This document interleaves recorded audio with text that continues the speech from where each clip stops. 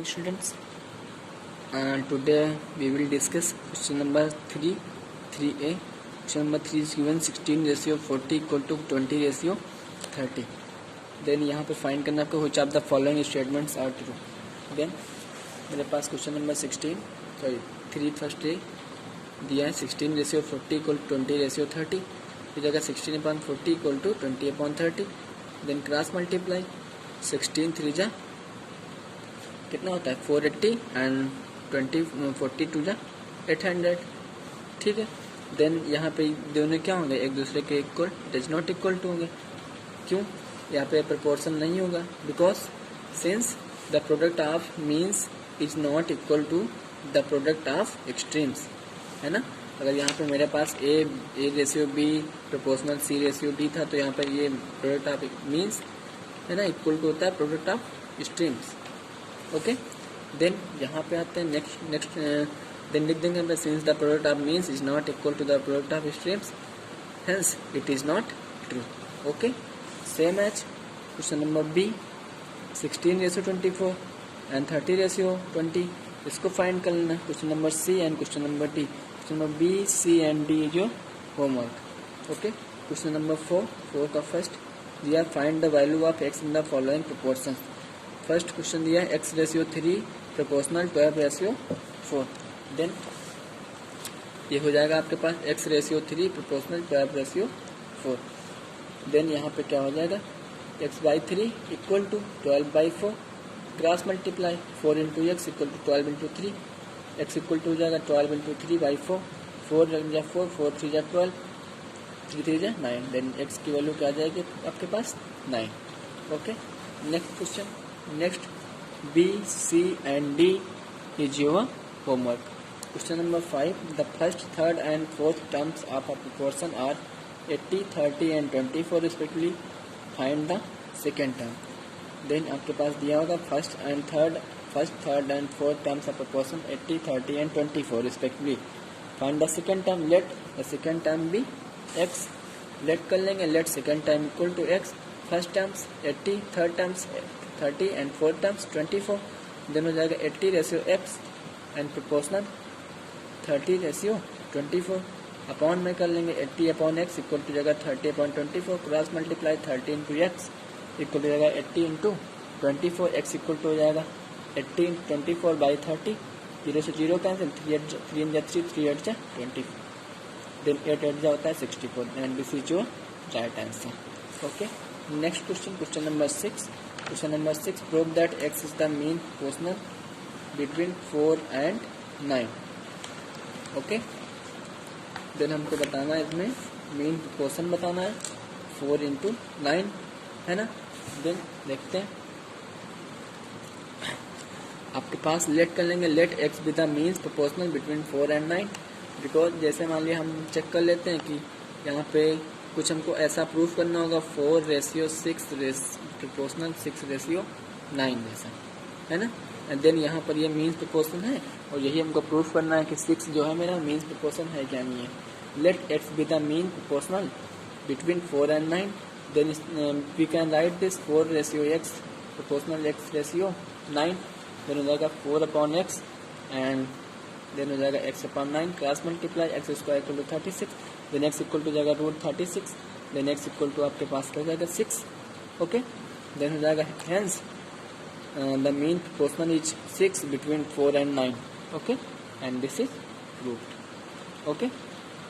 Next question number 7 find the mean proportion of 49 and 36. Question number 7 is same as question number 6 so this is your homework. Question number 8 the first second and fourth terms of the proportion are 6 18 and 24 especially. Find the third term. Okay. And this is same as question number 5. Okay. So this is your homework. Okay. Question number 9. Question number 9 says which of the following numbers are the continuous proportion. Then first we know that what is the continuous proportion. Okay. Then continuous proportion is मेरे पास अगर मान लिया A, B and C are 3 numbers. Okay, then इसको हम कहेंगे कि मेरे पास continuous proportions कब हैं. ठीक है, एक फॉर एग्जांपल से समझते हैं. मान लिया मेरे पास लिखा है 1:2 प्रोपोर्शनल 2:3 है. ओके, देन ये आपके क्या होंगे, कंटिन्यूअस प्रोपोर्शन होगा, because means the product of means is equal. Okay, same, then it is called continuous proportion. Then A:B proportional B:C, this is continuous proportion. Then यहाँ से क्या हो जाएगा, प्रोडक्ट ऑफ मीन्स टर्म मतलब B². Okay, and product of extreme terms मतलब AC. Okay, then यहाँ पे हमारे पास जो वैल्यू फाइंड होती है B² इंटू AC. देन अगर आपके पास कोई क्वेश्चन कहता है, ठीक है, तो क्वेश्चन में आपको ये रूल फॉलो कराना है, B² इक्वल टू AC. अगर B² एंड AC दोनों क्या होते हैं, आपस में वैल्यू सेम होती हैं, देन वो आपका क्या होगा, continuous proportion. Okay, 9 number question देखते हैं. फर्स्ट दिया है 40, 60 and 75 is continuous proportion. Let's check. 9 number A 40, 60, 75. Okay, and let this A, B and C. Okay, then हो क्या जाएगा आपके पास B² इक्वल टू AC है ना. B² मतलब 60 का स्क्वायर इक्वल टू 40 इंटू 75 जगह 36, एंड देन हो जाएगा 4 5 जा 20 एंड 4 7 जा 28, हो जाएगा कितना 30. Okay, and this 0 and which is not equal to 0 है ना. Since this is not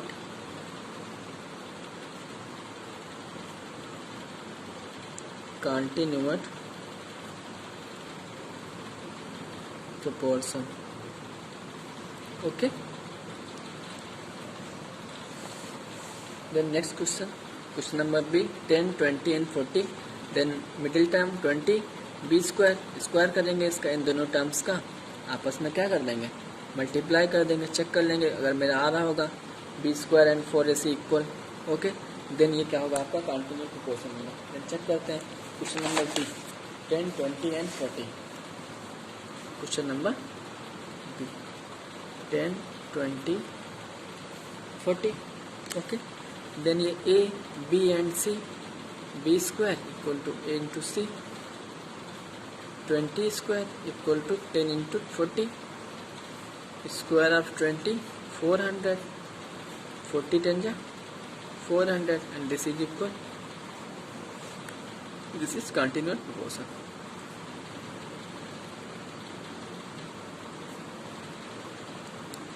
Continuous proportion.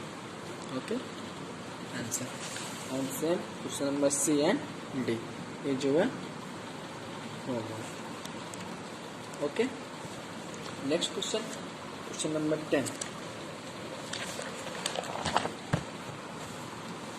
Question number 10. Fill the boxes to make the following statements.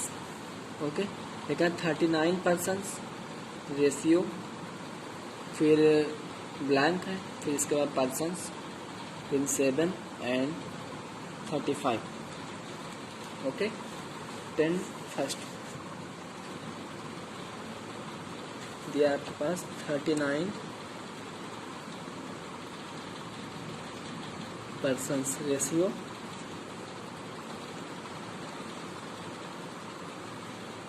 Persons, then ये आपका दिया है 7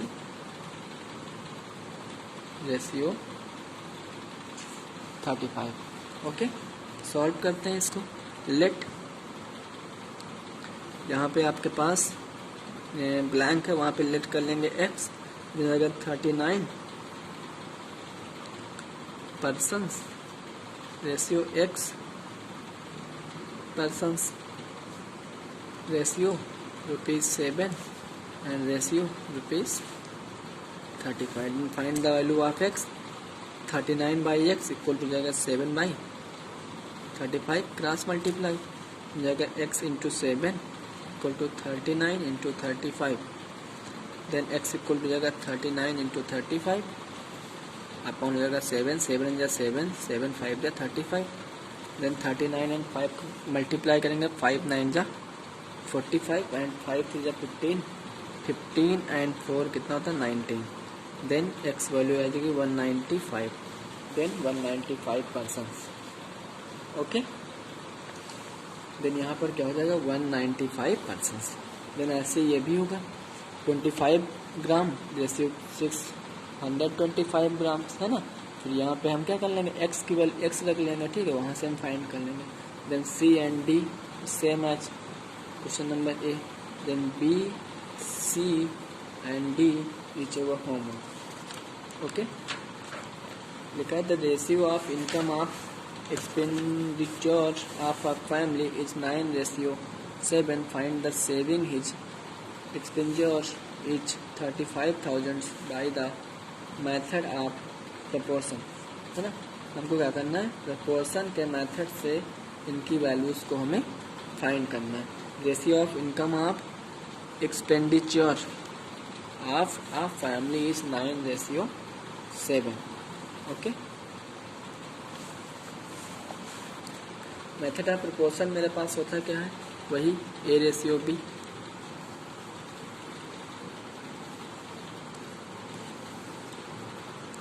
the ratio of income of a family is 9:7,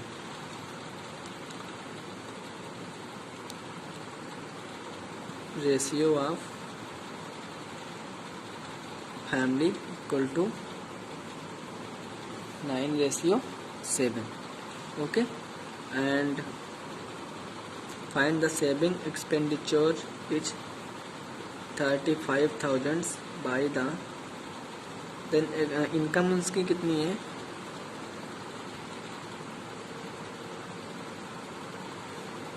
rupees 35,000, okay. तो क्या हो जाएगा यहाँ पे, फिर इनकम इक्वल टू होगा 35,000 रुपीज़, है ना। इनकम एक्सपेंडिचर इक्वल टू होगा आपका 35,000 रुपीज़, है ना। लेट्स चार्ट अगर इसका हम फाइंड करते हैं, लेट करते हैं, late income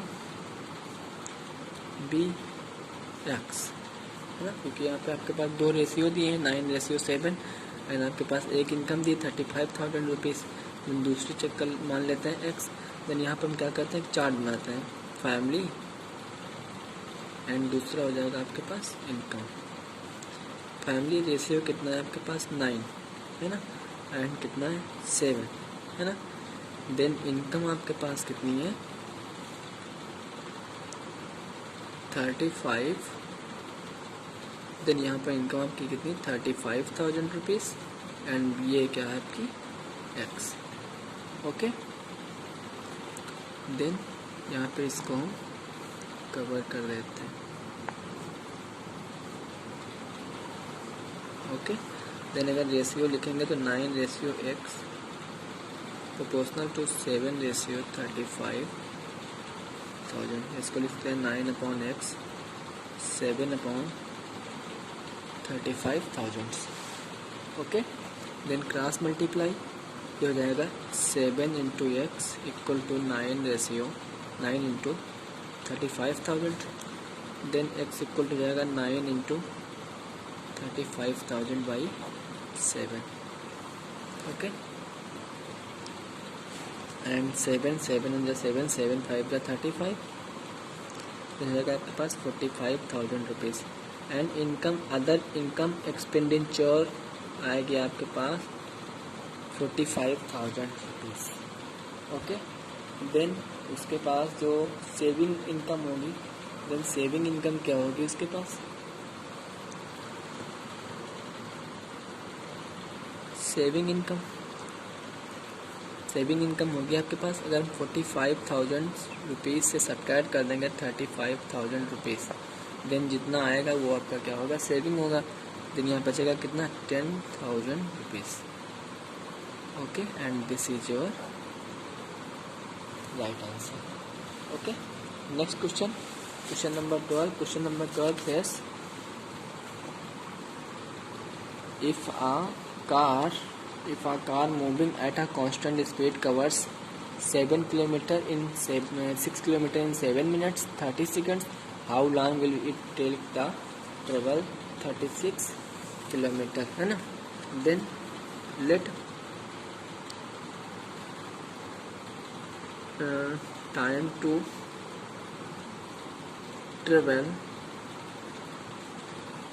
be x. Okay, then यहाँ पर भी हम एक चार्ट बना लेते हैं. मेरे पास एक हो जाएगा स्पीड. देन अगर इसको हम पहले क्या करते हैं, यहाँ पर लिखा है 7 मिनट 30 सेकंड्स एंड यहाँ पर 30 सेकंड्स दिया है ना. तो अगर इसको हम सेकंड्स में चेंज करते हैं टाइम को, अगर हम टाइम को क्या कर लें सेकंड्स में चेंज करें तो यहाँ पर 7 मिनट 30 सेकंड्स है. ओके, प्लस 7 मिनट्स को अगर हम सेकंड्स में चेंज करते हैं मतलब 60 से multiply, then 7 into 60 seconds plus 30 second, ये हो जाएगा आपके पास 42 सेकंड एंड ये हो जाएगा आपके पास 30 सेकंड. देन आ जाएगा आपके पास 450 सेकंड. ओके, टाइम कितना आएगा 450 सेकंड. देन चार्ट बना लेते हैं. यहाँ पे एक हो जाएगा speed in kilometre and time in second. Okay, speed आपकी कितनी है 6 किलोमीटर स्पीड है. ओके, 6 किलोमीटर स्पीड है. 7 मिनट 30 सेकेंड मतलब कितने लगते हैं 450 सेकेंड्स लगते हैं. ओके, देन आपकी जब स्पीड कितनी होती है 36 किलोमीटर. ओके, आपके पास कितनी स्पीड होती है 36 किलोमीटर, है ना. देन कितना ट्रेवल होता है 36 किलोमीटर. अगर पर सेकेंड की बात करेंगे यहाँ पे 36 किलोमीटर पर सेकेंड की बात करेंगे अगर यहाँ पे, देन होगा x इन x सेकेंड्स में ट्रेवल करेगी. ओके, देन यहाँ पे अगर इसका रेशियो लिखा तो 6:450 proportional 36 ratio upon x. x upon 450 equal to हो जाएगा 36 upon x. Then cross multiply 6 into x equal to 36 into 450. Then x equal to जाएगा 36 इंटू 450 अपॉन 6 इंजा 6 एंड 6 जो आपका होता है 36. देन 6 0 0 6 5 जा 30 एंड 6 4 जा 24 6 4 जा 24 एंड 3 कितना हो जाएगा 27 सेकेंड. ओके, देन इसको कन्वर्ट करते हैं मिनट में. कन्वर्ट मिनट में करेंगे अगर तो क्या हो जाएगा 60 से मेरा हो जाएगा डिवाइड. ओके, 0 से 0 कैंसल. 6 4 जा 24 एंड 6 5 जा 30 45 मिनट. देन x की वैल्यू आएगी आपके पास 45 minute. Okay, and this is your right answer. Okay, एक बार फिर से चेक कर लेते हैं आपका होमवर्क क्या है. Then question number 3 B, C and D is your homework. Question number 4 B, C and D is your homework. Question number 7 and 8 is your homework. Question number 9 C and D is your homework.